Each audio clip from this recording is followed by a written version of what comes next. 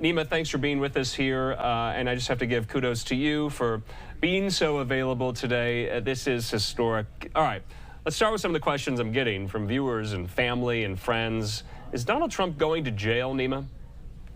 I don't think so. And I know Alvin Bragg didn't tip his hand, and there's the possibility that he can ask for a prison sentence. And it's really up to Judge Juan Merchan. He can sentence Donald Trump to prison. Unlikely, because I think these are Class C felonies, not very serious under New York law. And of course, Donald Trump has no criminal record. And I think it was really telling because the judge was unwilling to jail Donald Trump or hold him in contempt despite his 10 or more violations of the gag order. So I think jailing him, the logistical nightmare of Secret Service protection, the political upheaval and chaos that would ensue in the middle of a presidential election, I don't think it's a possibility. I think he's likely looking at probation, possibility of home confinement, maybe even some community service. I think it would be very interesting to see Donald Trump have to perform some service for the community there in New York. But I think very, very likely we're going to see a sentence of probation in this case. And probation is going to prepare a pre-sentence report. They're going to interview the former president if he'll allow it, if his lawyers do, and they're going to make their own recommendation as well. So at sentencing on July 11th, the defense is going to make a recommendation. The prosecution is going to make a recommendation. And that pre-sentence report will also contain a recommendation, and it'll ultimately be up to Judge Juan Merchan to decide what is the appropriate sentence in this case. I see. What about a mix, probation and jail? Do you anticipate that? Is that a scenario? It is a scenario. Sometimes there will be a jail sentence followed by a sentence of probation upon release. So that is a very real possibility in most cases. I don't think so in this case, but that does happen quite often. All right, today's May 30th. The sentencing is July 11th. What does Trump need to do or not to do in that period to better his chances in the sentencing phase? Normally, you would advise a criminal defendant to accept some responsibility, show some remorse, show the judge that you take the charges and the guilty verdict seriously. But obviously, Trump is no ordinary criminal defendant, and he's not going to do that. And he's going to come out and continue to blast Judge Juan Merchan publicly and on social media. Of course, the judge is not a part of the gag order, so this is fair game. And during the sentencing, I don't expect Donald Trump to say anything at all. I think his lawyers are going to advise him to remain silent, which is still his constitutional right, while they pursue all appeals. There is a slight possibility that the judge increases the bond amount now that he's been convicted. But again, I don't think that's likely at all. Donald Trump isn't going anywhere. We all know where he is at any given time. Yeah, Neama, of course, he's not going to be silent tomorrow. He announced there will be a press conference at 11 a.m. Eastern in the Trump Tower atrium. So we'll have to see how he will respond in kind, what his next move will be. I asked you this about the jurors and about, what they might say now that they have been kind of cast loose and free here. Because, the tea leaves, we were trying to read them about what the jury might do, what verdict they might render. We're trying to assess the tea leaves now on the appellate level, Neama. I think that's the next tranche of this story is, what might that look like? What are the scenarios and outcomes that might happen?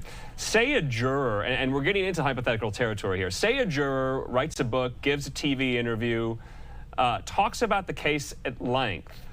Does the prosecution not want that? Does that interfere with how they approach the appellate level decisions here?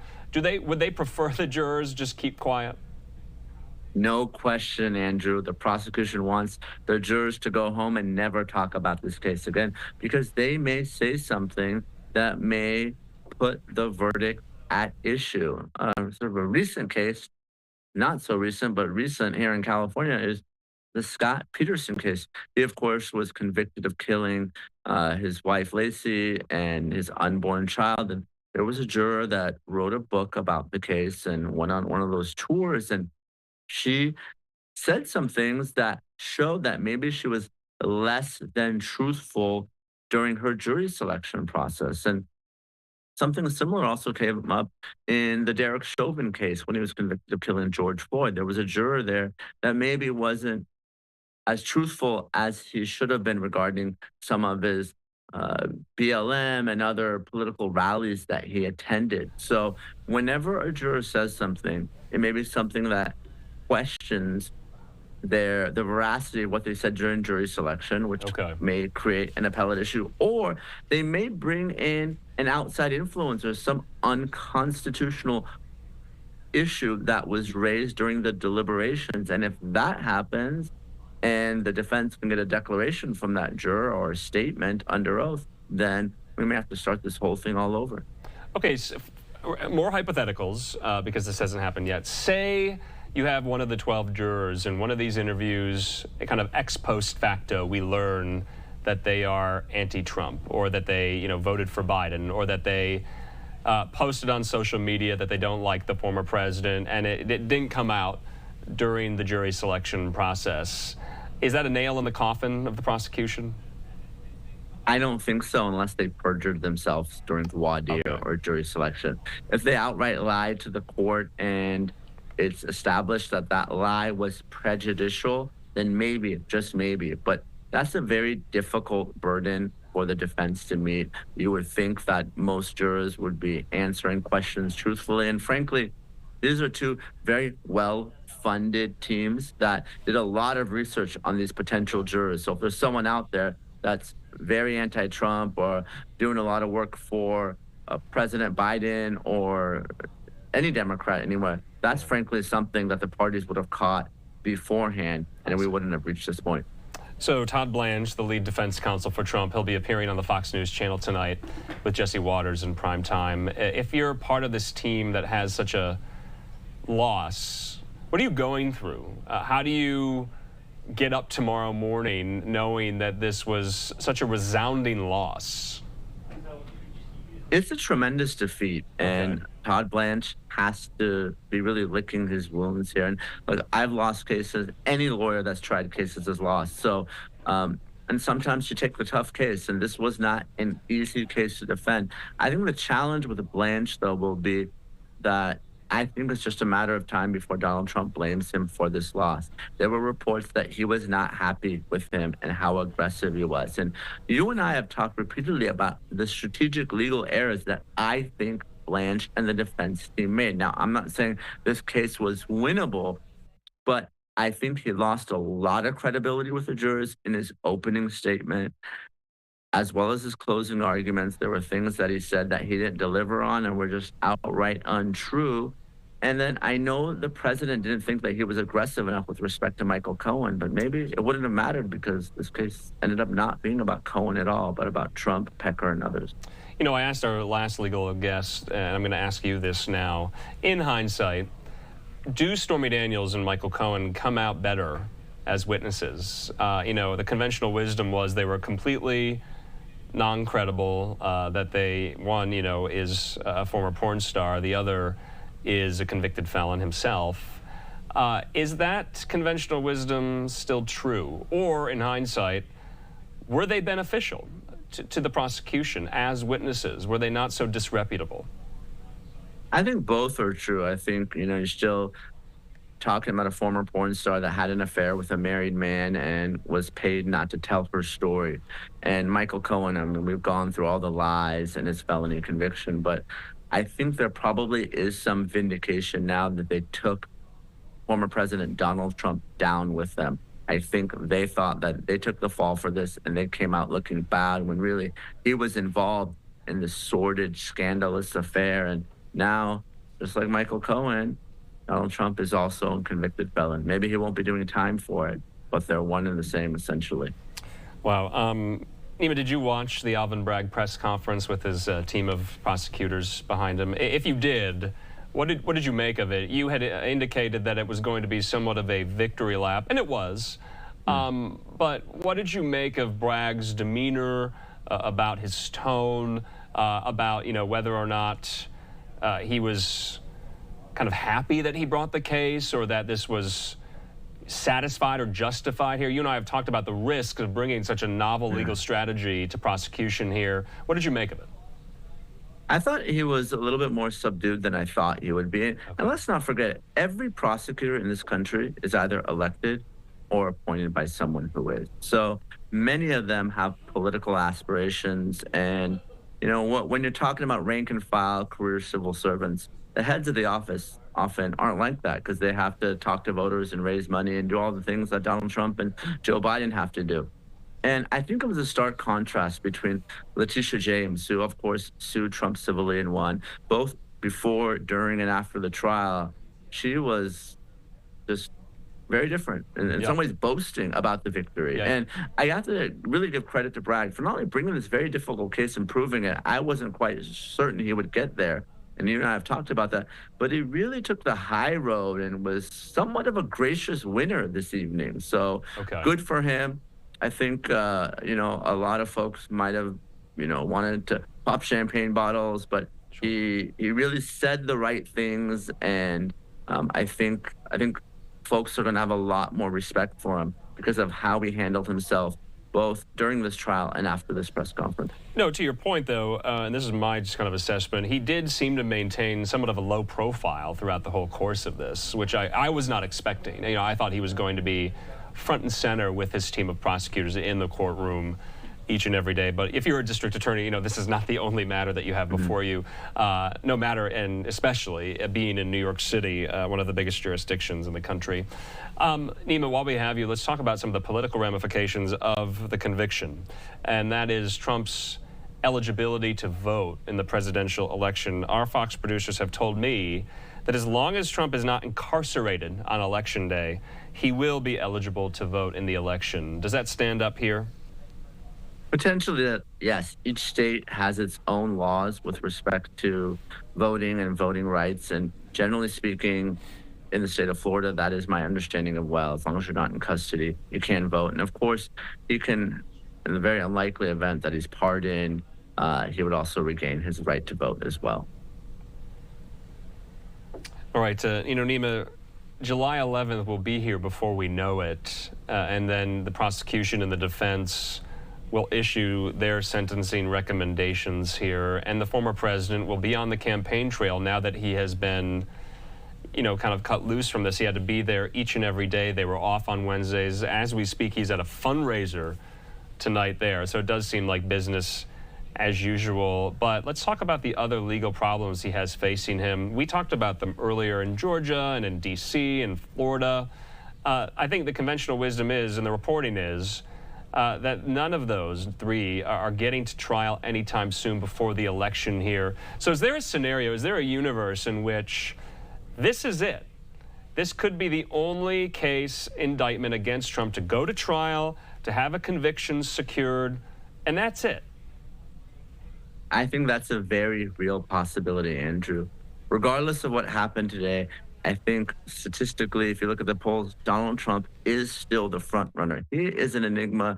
He will continue to fundraise off this. He'll probably do even better in the polls because he's been able to walk this fine line ever since he was a candidate. Let's not forget, we talked about that Access Hollywood tape, grab him by the expletive. We thought he was dead in the water, and he won pretty resoundingly over Hillary Clinton. So he may well win in November, and a lot of people expect that he will. And if he does, according to long-standing Department of Justice guidance, the sitting president can't be prosecuted. This applies federally, of course, and also that same logic applies to the state prosecution as well. Yeah. If he wins, I expect all the cases to be dismissed, and this may be it for Trump's criminal problems. This may be the only justice he ever receives. I just want to remind the viewers, too, because now that the Supreme Court's term is coming to an end, and we're going to get all of these rulings. We got the first one today on a case involving, officials there in New York City and the NRA. We'll get into that a little bit later.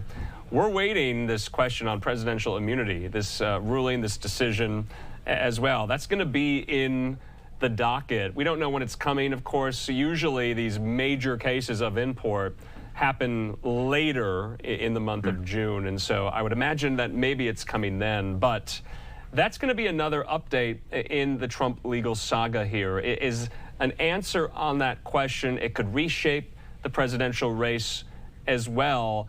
But that's a Jack Smith case, the D.C. election subversion case, that until that question is resolved, a trial date can't be set. No question. And Judge Tanya Chutkin in D.C. has stayed the case. until that decision comes down. And like you said, we're starting to get the opinions at the end of the court's term. Today was a somewhat rare, a unanimous opinion by the justices. I don't necessarily think the presidential immunity decision will be unanimous.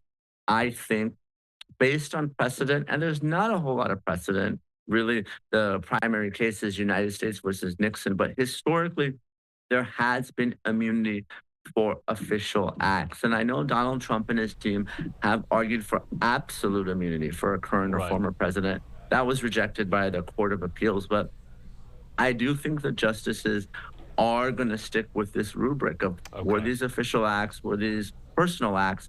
And I think a lower court is going to have to make a decision on that basis. So we'll probably get a ruling, like you said, sometime end of June, maybe even trickle to July. Yeah. It's going to go back down, but I don't think we're going to get trials in any of the 3 case states before the election.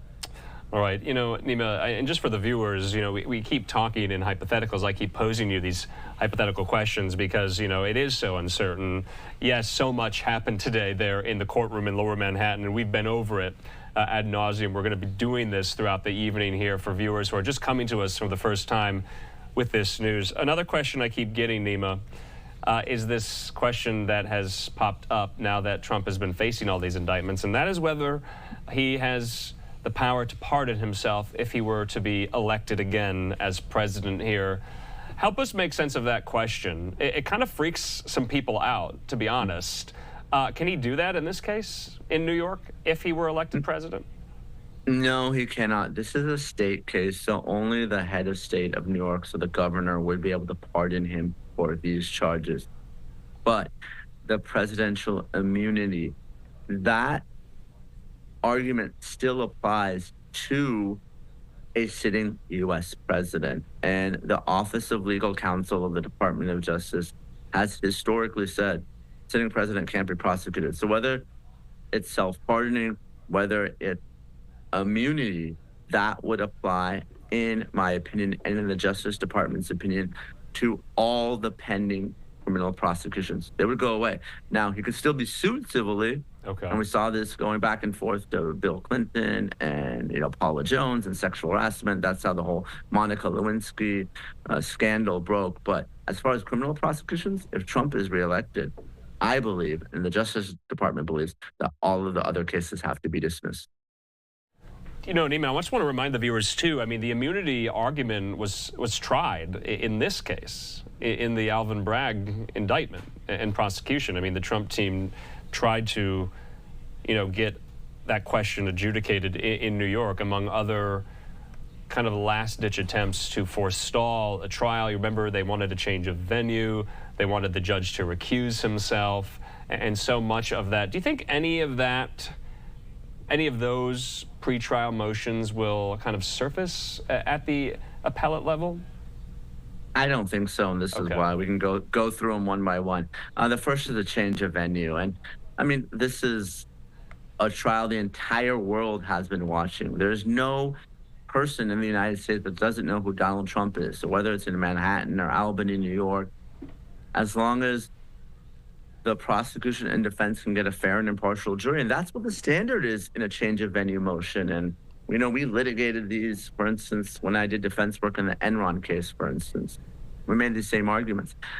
Unless the defense can show that it's impossible to get a fair and impartial jury in that venue, that motion will be denied. With respect to recusing Judge Juan Merchan, a lot of the discussion was the political activity of his daughter. But it's pretty well established that a family member's political activity has no bearing on a judge's recusal. We've seen this with Justice Thomas and Ginny Thomas and her political activity. Sure. And most recently with Justice Alito. He wrote a letter to Congress saying, I don't have to recuse because the flag flying was entirely my wife's decision. And people might not like it, but Justice Alito was right. So I don't think Judge Merchan has to do anything because of the activity of his family member. So, you know, I think for those bases, I think the appellate arguments will be denied, but that's not going to stop Donald Trump and his team from raising them.